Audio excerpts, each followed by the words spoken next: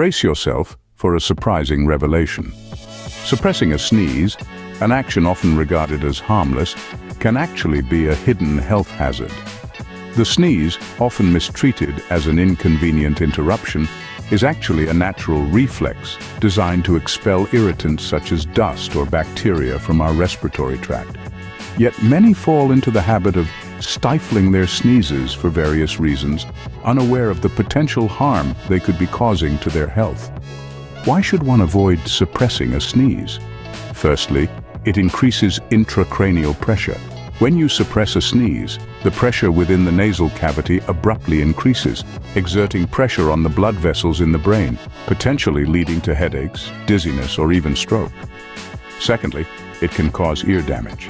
The eustachian tube connects the middle ear to the nose. When a sneeze is suppressed, the resulting pressure increase can damage the eardrum, leading to a ringing sensation, hearing loss, or even a perforated eardrum. Thirdly, it could cause rib fractures. In some cases, a forcefully suppressed sneeze can exert substantial pressure on the chest, leading to fractured ribs, especially in individuals with fragile bones. Lastly, it increases the risk of infection. Sneezing helps expel bacteria and viruses from the body. When a sneeze is suppressed, these pathogens can linger in the respiratory tract, leading to infections. Signs that might indicate excessive sneeze suppression include headaches, dizziness, ear pain, hearing loss, ringing in the ears. So, what should one do when the urge to sneeze arises? Allow the sneeze to occur naturally.